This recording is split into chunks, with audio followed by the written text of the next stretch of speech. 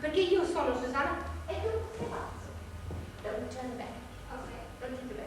There's no need because he's going to shoot. Right, perché io sono Susanna?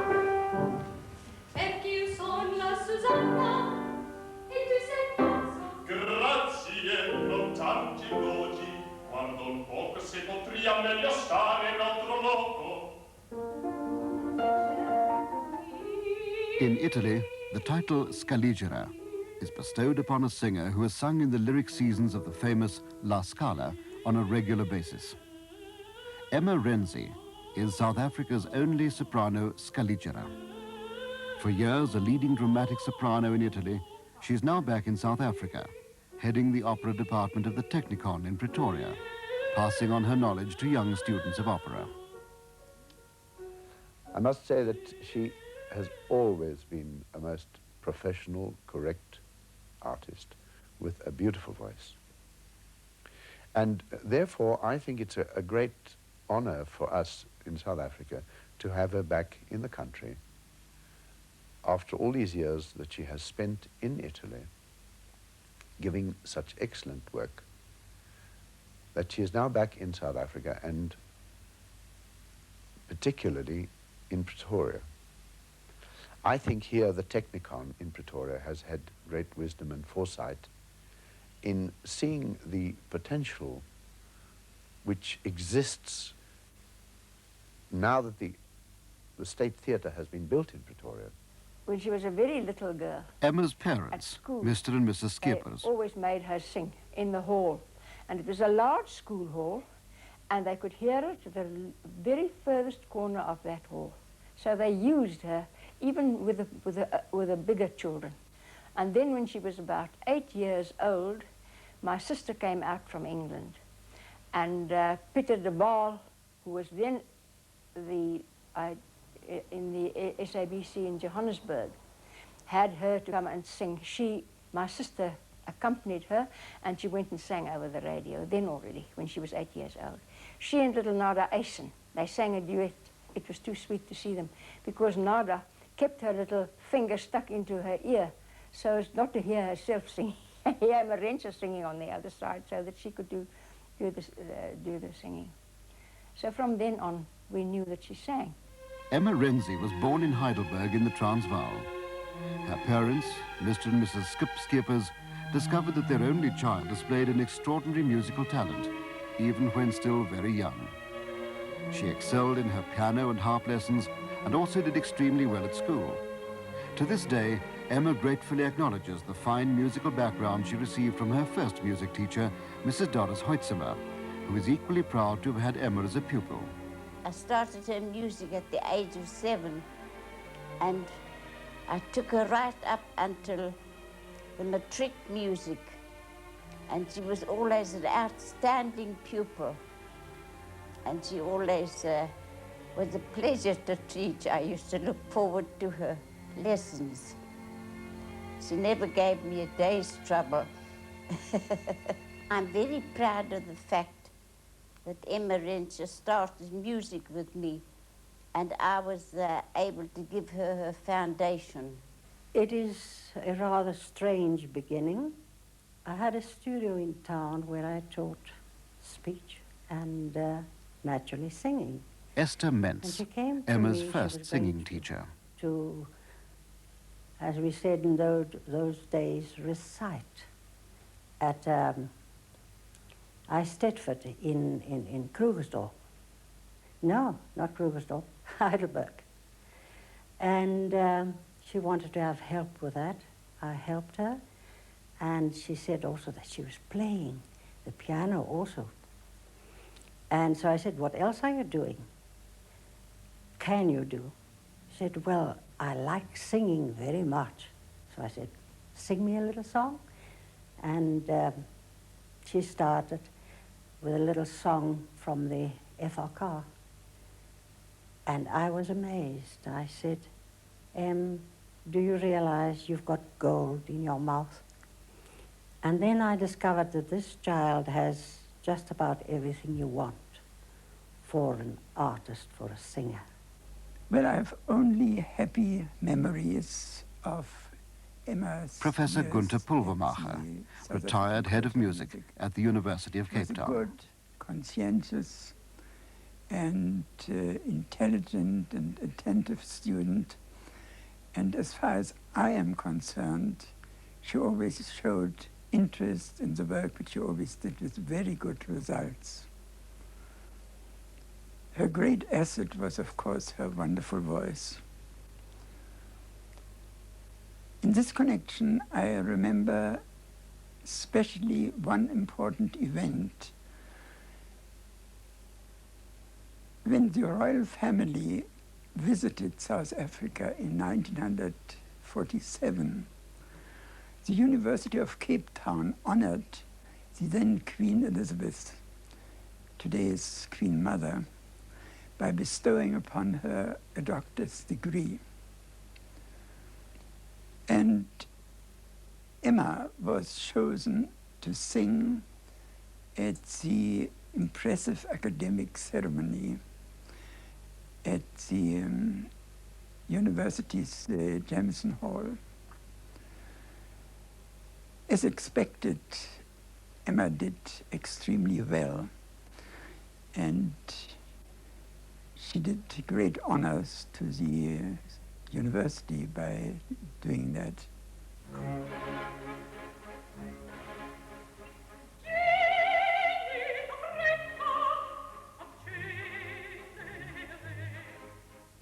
Having obtained a performer's and teacher's diploma with distinction at the South African College of Music in Cape Town, Emma and her friend Dawn Brown left for England in 1948 to further their studies at the National Opera Studio in London.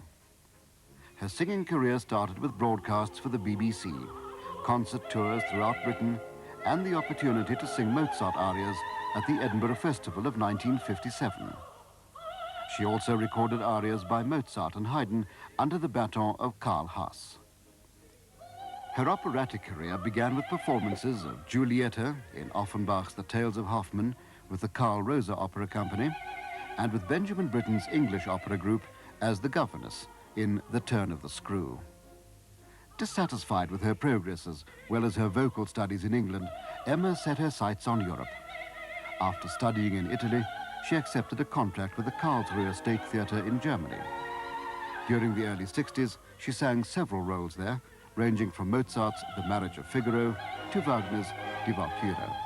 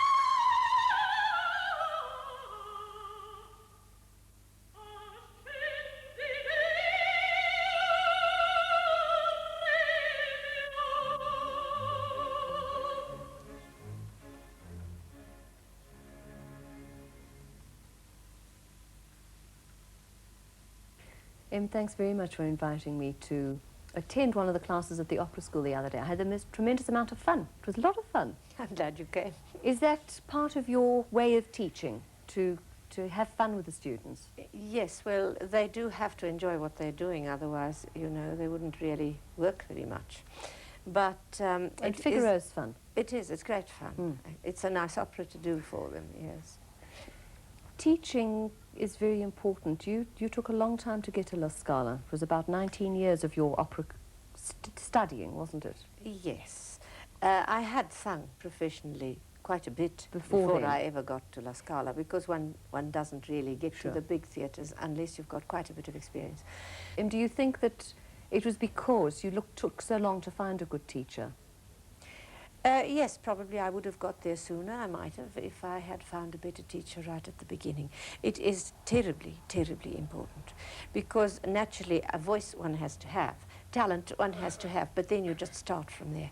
And if you are fortunate enough to get the really good teaching at the age of about 18 or so, when one usually starts training seriously, then 5 or 6 years suffice to be able to really get into a full career. If you are not, then you have to look, and you have to undo, and you have to rebuild, and that, of course, wastes a lot of time. Now, you gave a tremendous amount of yourself when you sang to Europe and to North and South America, Canada, all over Europe. Yes. Very little to South Africa, and now that you're back home, you're not singing. Well, I can't teach and sing. Singing is a full-time job, especially if you sing at the level that I had reached when I came home, at theatres like La Scala, like the Arena Verona, and so you don't compromise. So you have to At make least a I choice. wouldn't compromise. I would have to keep myself in absolutely full training, and then when you're singing, it's a one-track thing. You do only that, or else you play at the teaching and sing, or else you play at the singing and teach. And I decided that I wasn't going to play at singing. I had done it seriously, and so now I teach seriously. Seriously? Yes. Why did you choose Italy? I know that you've spoken about the Italian fach suiting your voice. Now, Yes. could you explain that? Well, voices have characters. I suppose you can use a parallel of fashion. You wear clothes that suit your figure. The voice has a character, has a color, has a range that is suited to certain things. There are some people that have the kind of voice that is extremely suited to the German type of music. And then there is another color that is necessary for the Italian opera. And if one has that color basically in one's voice, it is better to go for the repertoire that is most suited to your character. Otherwise, you wear clothes that don't suit you. It's a tremendous combination, really, of having a good ear Oh, yes. and a good it's voice. It's a very complex art, believe me. And a tremendous amount of hard work. A tremendous amount of hard work. You have to have, first of all, the physical instrument that you're born with. You have to have intelligence, you have to have musicality, you have to have a sense of rhythm. Those things, if you haven't got them to a certain degree, they can always be developed. But if you are entirely devoid of one of those, you might as well pack it in. Because, you know, this fallacy of that singers are dumb is just so much hooey. Because singers who get anywhere are not dumb. You don't get anywhere if you're dumb. And the musicality has to be developed and all that. Now, certain things can be acquired with study, but the basic thing you can't. And you must never forget it is a physical thing. It is like a sport. It needs constant training, like with ballet dancing, because you sing with muscle. The breath is the main thing, and that is completely neglected, I find, here in South Africa in teaching. And that is pure physical training. What made you go from England to Italy? That was a very abrupt change. Ah, that's a long story.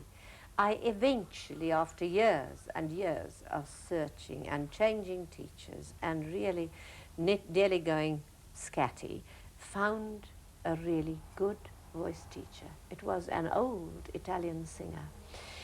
Not even teaching voice, but the story is too long to tell you how I eventually found him. But I found this old man and persuaded him with tears. And he said, but I do not want to teach. And I said to him, you've got to teach me, because I just must have somebody who really knows. And he said, queste donne con queste lacrime. It means these women with their tears.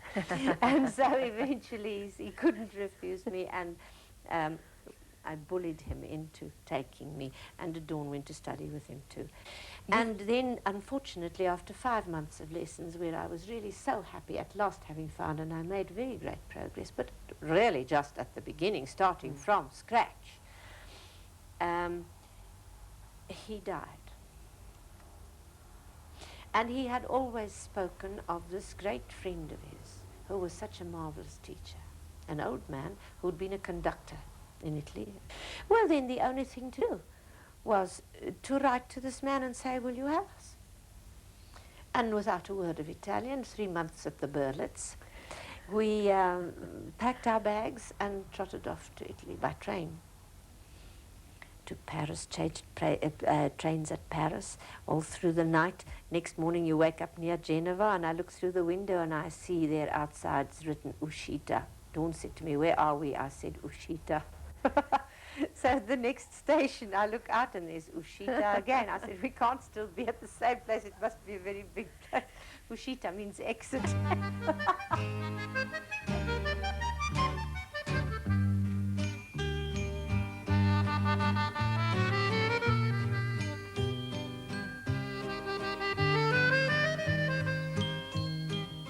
Bella Italia, a country of sunshine and music, the home of Verdi and Puccini. Emma was convinced that this was where her musical destiny awaited her. She first studied with the illustrious maestro Sant'Onofrio in Catania in Sicily for 3 years before settling in Milan. Fame in Italy did not come easily. She accepted engagements in provincial opera houses, and the experience so gained later proved invaluable when the big moments came. She expanded her knowledge of the Italian repertoire and improved her singing technique. She achieved a reputation as a hard worker and an intelligent musician, and her name, which she changed from the unpronounceable Emerentia Schirpers to the more Italian-sounding Emma Renzi, became well known in Italy. Emma had one burning desire, to sing at La Scala in Milan. She had to wait until January 1967 before she scored her first triumph there, the fulfillment of a dream and the beginning of a distinguished international career.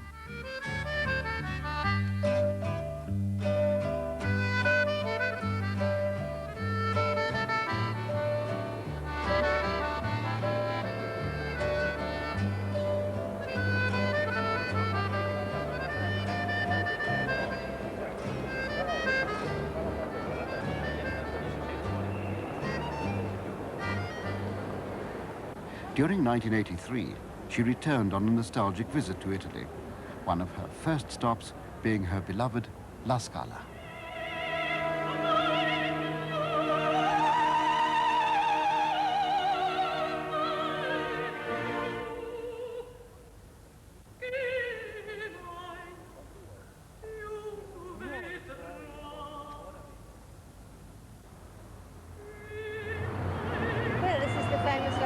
Theatre where everybody hopes to sing, because getting there is the passport into an international career. And I had the luck after many years of very hard work of making my debut here in 1967 on the 1st of January. After which, of course, I went on singing there over an arch of many years with great joy and great satisfaction. It was here at La Scala where Emma experienced some of the greatest moments of her career. Just to stand on the stage where most of the legends of opera had performed is an unforgettable thrill. Here she sang some of the most demanding roles of the operatic oeuvre, from Abigail's pyrotechnics in Nabucco to the demanding bel canto in Il Trovatore, and the sheer bravura of Puccini's Turandot, which earned her a standing ovation in 1976. She also appeared here in a new production of the rarely heard Lorelei by Catalani and a revival of the Baroque classic Alceste by Gluck. I miei ricordi della signora Renzi. A former Secretary General of La Scala, Signor Oldani. My memories of Emma Renzi go back quite a few years. I remember some dramatic events, although they perhaps may not have seemed so to her. The first was the time she was unexpectedly called on to stand in for a colleague who was unable to continue after the first act of an opera. This was Nabucco, which is particularly demanding. On another occasion, when an important singer abandoned a show, this time Puccini's Turandot, Madame Renzi was again called in, and she sang the role magnificently. She overcame a test which tried her vocally, emotionally, and mentally. I also remember other roles which she sang so well at La Scala. It was a sad loss for us when she left the theatre to take up teaching, but I am sure her pupils will benefit from her experience. La impegnava vocalmente, la impegnava col cuore e la impegnava anche con la mente. Parlare di Emma Renzi è Maestro Romano Gandolfi, chorus master of La Scala. un invito che ho ricevuto da questi signori è un motivo. It's a great pleasure for me to talk about Emma. A few years ago, a doctor friend of mine asked me to listen to her sing. I agreed and was impressed by her musicality and by the sonority of her voice. I immediately called Maestro Tornini, one of La Scala's most distinguished conductors, who also listened and without hesitation engaged her for Nabucco. I was very nervous during the rehearsals, but I need not have worried. The audience at La Scala gave her a great ovation, and I should emphasize that these audiences are particularly critical. Emma has left all of us with a memory of not just a stylish singer, but also of someone completely without airs and graces. She was always perfectly ready for her work, ready to give her utmost. I know that Emma no longer wants to sing, and that she is now a dedicated teacher. I can only hope that she is as happy in this as we are for what she has done for our theatre. Per il nostro teatro.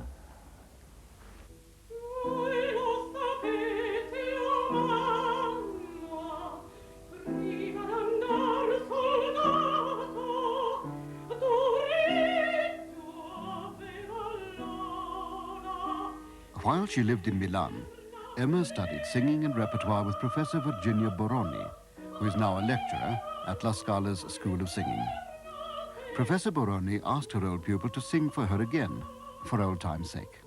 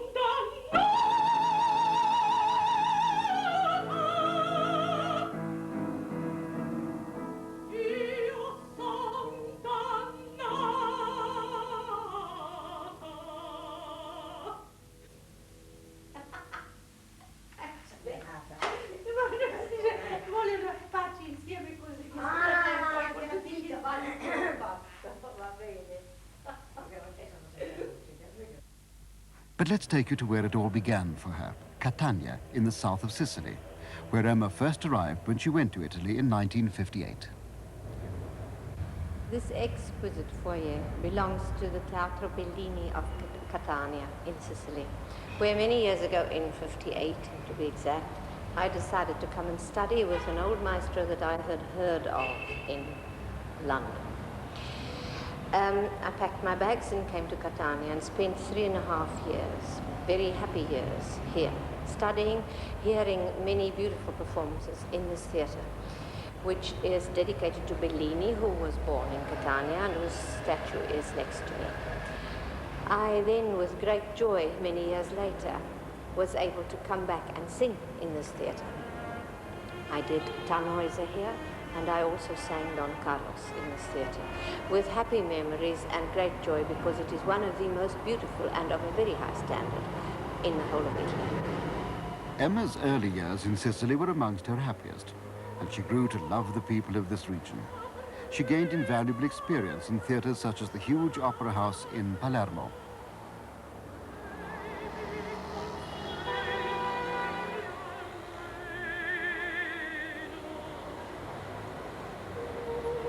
The Teatro Massimo of Palermo, said to be the third largest in the world, very magnificent and very lovely outside and inside. I sang here first in 1969 in a concert version of an opera called Il Dibuc by Rocca. And shortly after that, unfortunately, they closed this theatre to the public and to public performance because of restorations that had to be done to the stage. Parts of it were falling in. And the money has never been found. So now they do their seasons regularly, because it's one of the big ente autonomy of Italy. They do their seasons in another theatre just a little way down the road here called the Politeama. And there I sang for them at various times, Nabucco and also Turandot, a whole series of them. Italians love and understand opera with a passion, no less so the Sicilians, who became ardent Emma Renzi fans during the formative years of her Italian career. She sang in many theatres there and says now that the people of this region are quite wonderful and knowledgeable opera-goers. Emma, an outstanding interpreter of the music of Puccini, is amongst many celebrities who've sung at Torre del Lago. This beautiful spot is near the home of Puccini, where open-air festivals are put on each year. Mr. Spadaccini, chairman of the opera committee of Torre del Lago. Ecco, ci troviamo qui nella casa di Giacomo Puccini, nel suo giardino, il giardino che l'ha visto molte volte. We are standing in the garden of Puccini's house, which the maestro had built himself more than 90 years ago. This is the little gate, which I call a barrier of the ignorant. Puccini would often stand here, staring into space and waiting for inspiration. He composed some of his most beautiful operas here, and it was at this gate that he met for the last time with Gioacchino Forzano, his librettist, for Puccini died soon afterwards in Brussels. He asked Forzano whether he would like to hear his operas performed at the lakeside, in front of this house. E chiese a Gioacchino Forzano quanto vorrei che the Puccini Festival, as it became known, and which was started in 1930, continues this tradition. The theatre is at the water's edge in front of the house, so that the audience can sense something of Puccini's inspiration as he composed his operas here. In 1964, on the occasion of the 50th anniversary of Puccini's death, we presented a season of operas in which Emma Renzi sang Tosca, and she closed the season as Turandot. She performed here before an audience of 4,500 people, and needless to say, was a resounding success. We are very proud to have had Emma Renzi sing here. Audiences in Parma are Verdi connoisseurs and notorious for their condemnation of any singer who does not comply with their standards. Emma won their affection when she gave them a fine portrayal of Verdi's Lady Macbeth. And this is the famous Teatro Regio of Parma, very much feared for its very fussy audience by all singers, even the most famous. The entrance round the corner there of the gallery is where they stand queue for hours to get in, and they are but absolutely fanatic, especially about the Verdi repertoire. The music you're hearing in the background is a live recording of one of the performances that I sang in this theatre.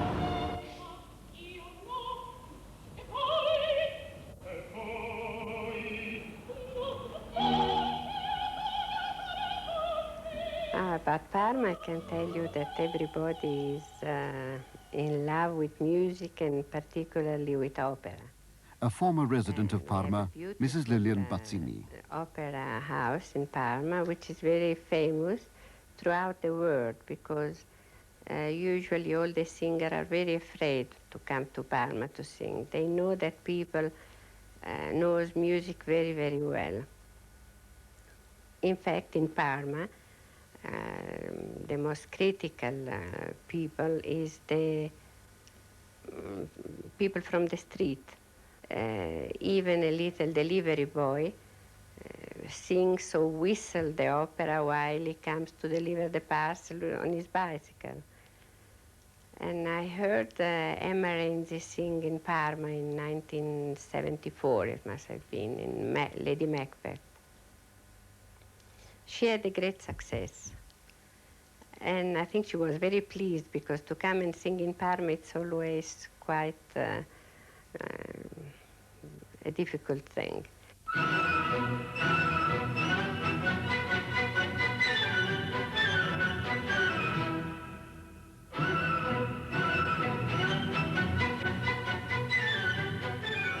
Parma audiences are feared by singers all over the world. But once a singer has met with their approval, they show their appreciation in many ways.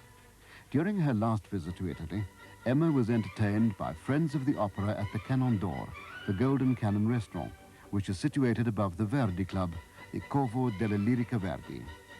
Only the music of Verdi is heard and discussed here, and its exclusive membership is shared by only a handful of famous musicians. To become a member here, one has to wait for someone to die, and then to be invited by the Friends of the Opera to join. Emma was invited to visit the underground cellar to sign the visitor's book underneath a bust of the great composer. As a special favor to Emma, the cameras of the SABC were allowed in to film the scene in this most sanctuous of musical institutions.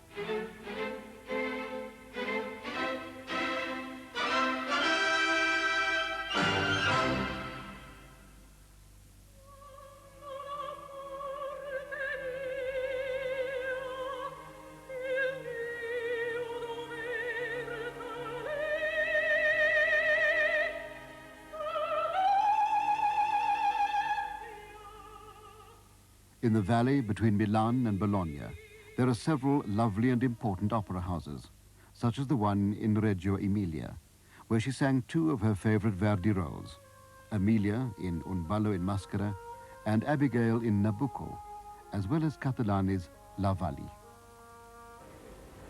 This is the lovely theatre of Reggio Emilia, one of the theatres of the province of Emilia where the people are mad about opera, like Parma and like Piacenza and Cremona. Perhaps the public here is not quite as cruel and a little more polite than the Parma public, but they are just as knowledgeable. I have sung here in Nabucco, and also the last thing I did here was Lady Macbeth. The famous tenor Gianfranco Cecchini. Io ho conosciuto questa simpaticissima collega che è Emma Renzi. Emma Renzi is a very dear colleague of mine, and we have often sung together. At La Scala, in little-known operas like Catalani's Lorelei, at Las Palmas, where we performed La Forza del Destino, and in Barcelona, where we sang in productions of Hernani and Turandot. She was a versatile singer with an extensive repertoire. I remember once at La Scala, when she had to replace Madame Caballé in Turandot. She gave a most beautiful performance, not at all inferior to Madame Caballé. I have so many pleasant memories of Emma. She got on well with everyone and had a tremendous rapport with the other singers. She made friends on stage, and those friendships have remained. My only regret is that she left Italy when she was at the height of her career, because I would really like to see her back in our theatres.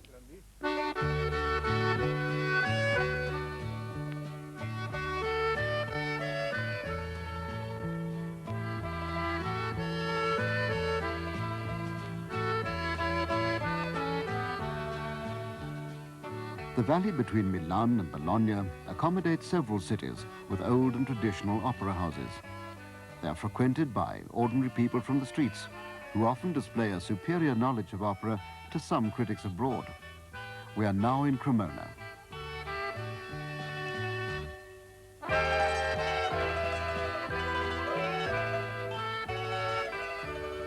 I have extremely happy memories of this theatre.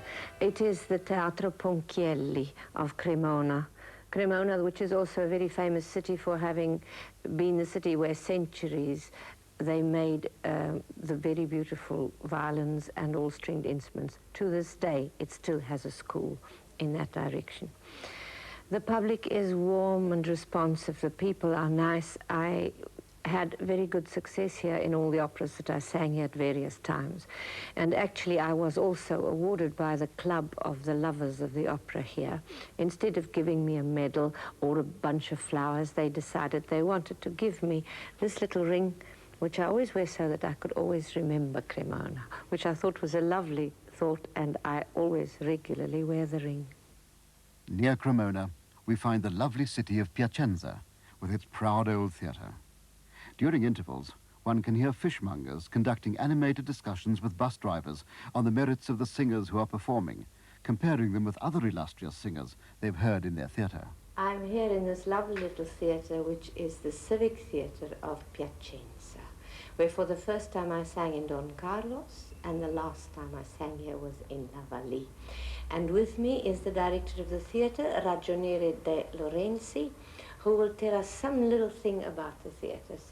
Ragioniere, ci racconta qualche cosettina del teatro? Sì, intanto signora la ringrazio di essere ritornata. L'abbiamo applaudita tanto nel Don Carlo e nella Valli, con cast eccezionali, e le faccio un applauso per essere ritornata nel nostro teatro. Grazie. Il nostro teatro è stato inaugurato. Our theatre was inaugurated in 1804 and dedicated to the Duchess Maria of Austria, who was also the Countess of Piacenza. Because of financial difficulties, this intelligent woman gave the theatre to the municipality of Piacenza, and it became a municipal theatre. Each year, we have a season of ballet, 35 to 40 performances of prose recitals and concerts, in which many famous musicians take part, including Emma Renzi.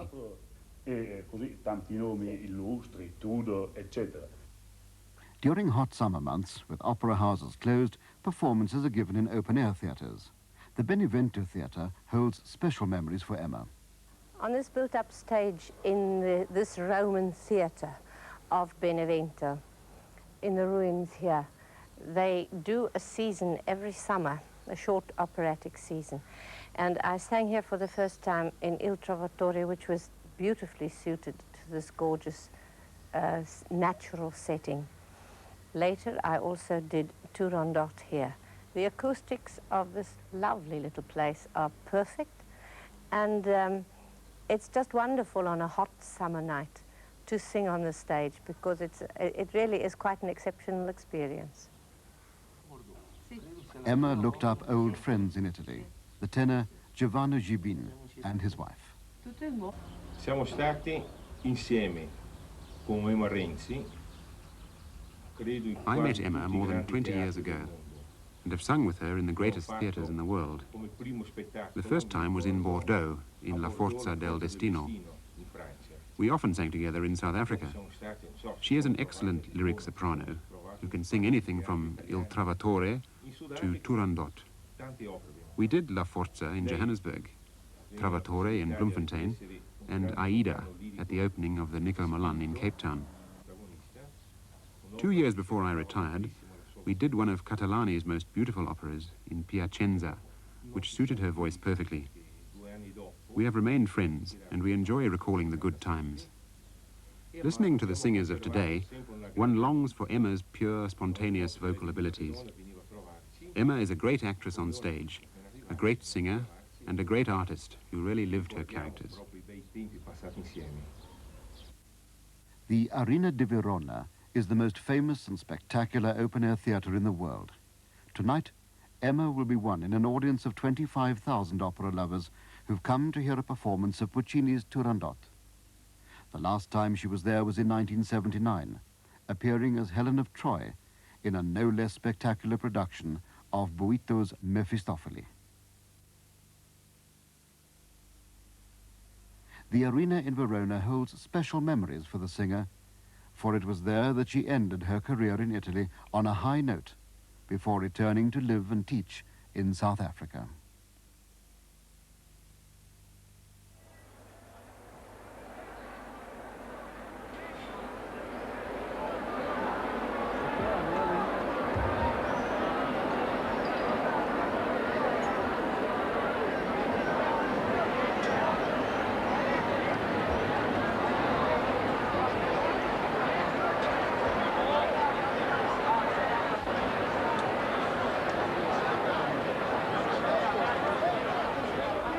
I closed my career in Italy in 1979 singing in Mephistopheles, which was conducted by Maestro Arena, who is here with me, and who also tonight is conducting the performance of Turandot that will begin in a little while. The maestro also actually in my career was when I first sang Turandot for the first time, which was the opera I sang most in my whole career, he happened to be the conductor that time as well. Maestro, se può dire qualche cosetta? È proprio molto bello questa serie di coincidenze. Io ricordo proprio con grandissimo How well I remember the splendid performance Emma gave in a 1979 production of Mephistopheles, and how nice it is to see her back here now to watch tonight's performance of Turandot. Madame Emma Renzi has appeared in many wonderful productions of Puccini's operas, which testifies to her musical intelligence, her excellent voice and her great musicality. Our task of helping singers is always made much easier when the artist responds with enthusiasm.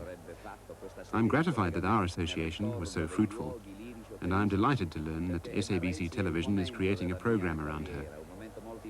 Emma represents a very important stage in my career, made so memorable because of the joy of creating music together, without any fuss. We share a great love of music. La ringrazio molto. Grazie a te. Grazie.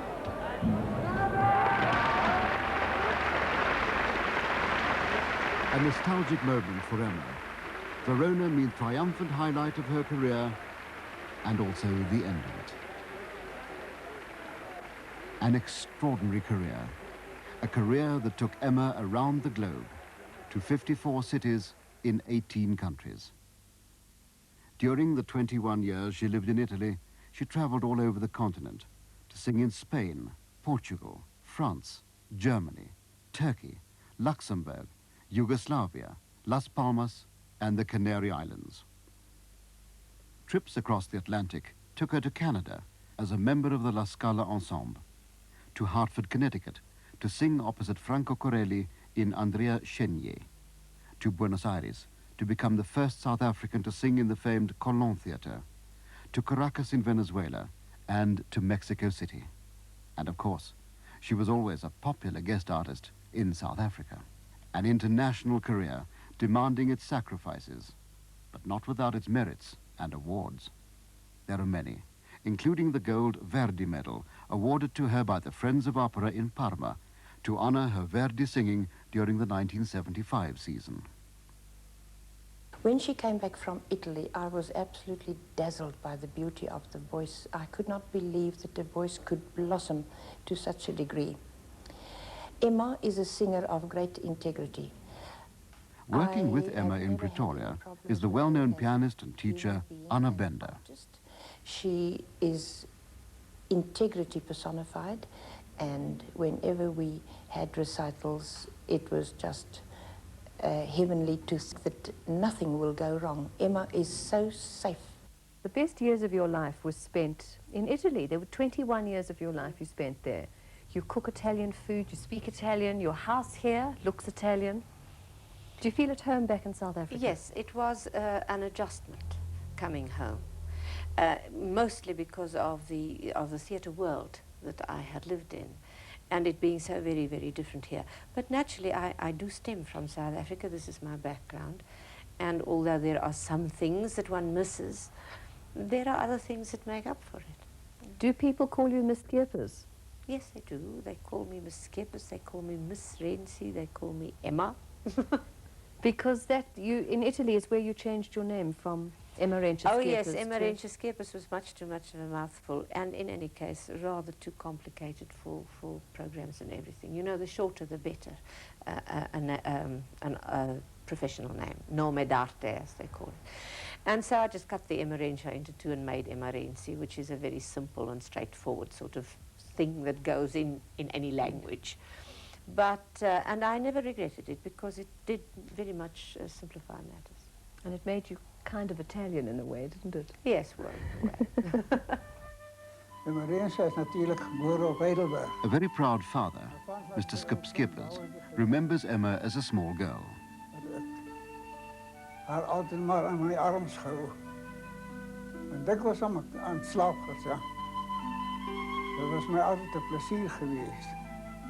Toen ze groter geworden, had zij niet eigenlijk bij deelgenomen aan atletiek. Nie.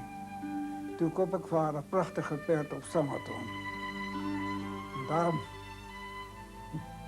had ze altijd rondgerend. Dat was haar groot plezier.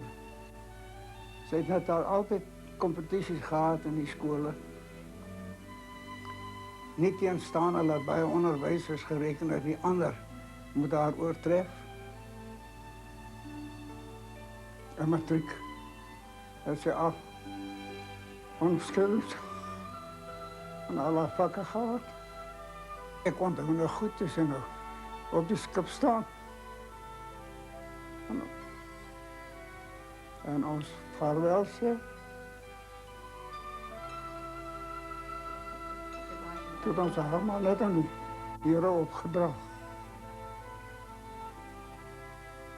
En alle jaren was hij in Europa, was in Italië. Was ons baie dankbaar dat die correspondentie niet in die vroege jaren, zoals haar tante maanden geneemd het voor een brief hier gekomen. Het is zomaar een paar goed van haar gehoord. Your parents never ever saw you sing in Europe. No. That must have been a great sadness.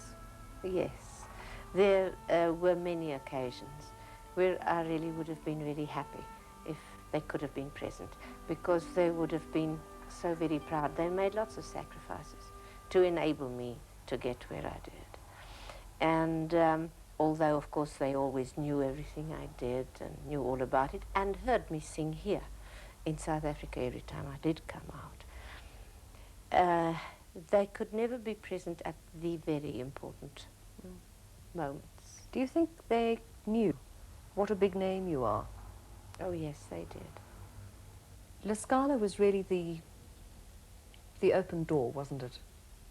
La Scala does open doors for you. It's not an open door, believe me. It's very difficult to get in there. When once you are called a soprano Scaligera, then it does really give you that little tag, because and then also you have a higher responsibility. You are expected to be able to be of that standard. Present the night Emma made her exciting La Scala debut in 1967 was her lifelong friend Dawn Brown.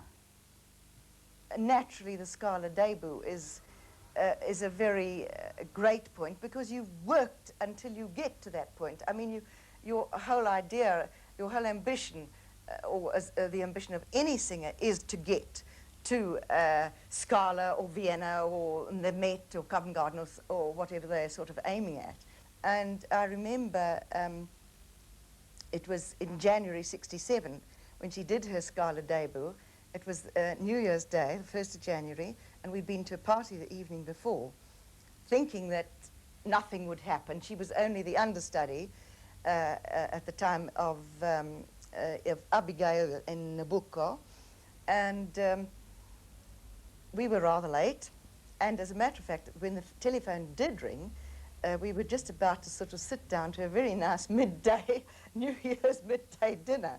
And I answered the telephone, and they said, "Scala here, Signora Renzi must come immediately, she's got to sing." And I just said, was completely voiceless, just for the sheer emotion of, you know, now we've got here, we're going to sing at La Scala sort of idea, or at least M is going to sing at La Scala. from La Scala to Verona was just 12 years, wasn't it? Yes, that's right. 67 I entered La Scala and I left off in 79. Tell us about Verona. Oh, Verona's fabulous. Hot in the summer. Thousands of people. And quite frightening, really, because when one gets out onto that stage and you see this huge, but huge space, you really think it's not possible that people sitting on the top little step over there, I mean, they're tiny, tiny like that, they look like ants, they're that far away, could possibly hear you. It's a very big amphitheatre. Do you have any electronic equipment to help you at all? Oh, no. Nothing? Never in opera. Never. You never use microphones. They sometimes have to have a microphone system and a TV system, of course, for backstage, because it is sometimes very, very difficult for entries or for, if you're placed very far backstage, to hear the orchestra. And so they have a system that relays the orchestra backstage so that the singers on stage can hear the orchestra better, because sometimes you don't. But you don't ever have any amplification, either for the orchestra or the voices into the auditorium, ever. And this is where you chose... It's very infradig. This is where you chose to end your career in Italy, was at Verona. Well, it just came that way. It's not that I chose that I would end with Verona. It just happened to be the last performance that I did there before I decided to come. Well, I did decide before, of course, I actually sang there. I had decided that I would come home in September. Was that a very emotional evening? Yes, well, they were very nice performances. I enjoyed them hugely. It was a very happy cast. You know, sometimes one works in an atmosphere that's not very happy. It depends upon the colleagues. It depends very much upon many things. But it just so happened that the producer, who was De Bosio, was an excellent producer, really, and the conductor, whom I had sung with quite a bit before, too, and all my colleagues were terribly nice people. We were very, very, you know, we worked very well as a team. It was a very happy period. For many years, Dawn Brown was the controlling force in Emma's career, listening, criticising, encouraging. A lot of hard work, a good musicality, and of course a very good voice. But that voice was developed and we worked tremendously hard to do so. We used to have 3 lessons every week for years and years and years. Not only lessons, also coaching, and on days that there were no lessons, we always worked together. Things that weren't going very smoothly would, you know, we would spend hours working on together, getting them right. I'm making Em absolutely mad because I'd say, no, that's not good enough by a long chalk. And she's saying, well, what the hell do you want, you know? And I think all singers really need that.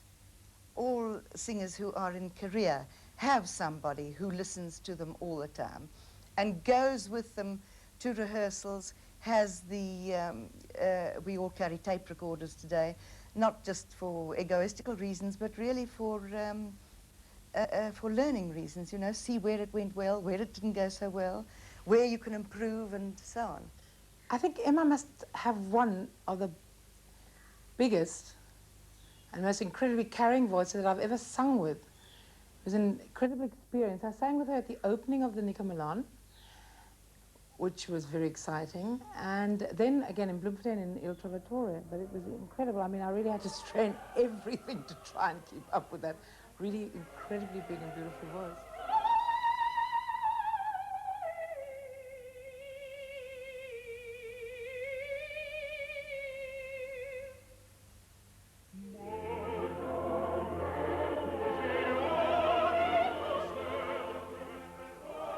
As one of South Africa's proudest ambassadors, Emma Renzi 3 times had the honour of taking part in the opening celebrations of theatres in this country. The Civic in Johannesburg, the Nico Milan in Cape Town, and most recently, the State Theatre in Pretoria.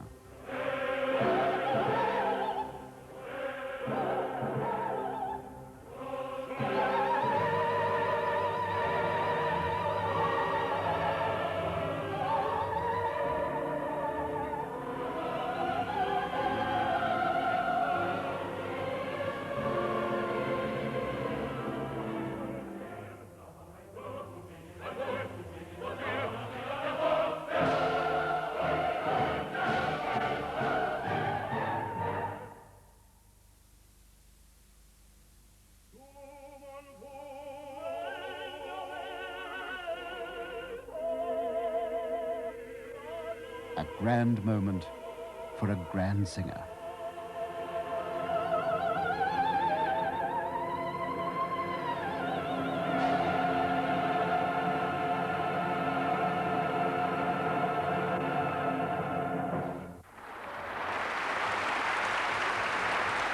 Emma, I think, is the best thing that could ever happen to any institution. Emma's appointment at the Technikon is just something that we value because the students adore her, and being in the classroom right next to me, I even must admit that I can learn a lot from her. If you could look back at your career, would you do it all over again? Certainly it's been worth it, and it's been very interesting. It's been a very enriching life. I don't feel in any way as though my life has been empty in any way. It's been full of lovely experiences, lovely friends, full of music, very interesting. Been to all kinds of places that I would never have set foot in if I didn't sing. And I think, more than anything, it has given me a far wider outlook on life, a far deeper experience, and an open mind.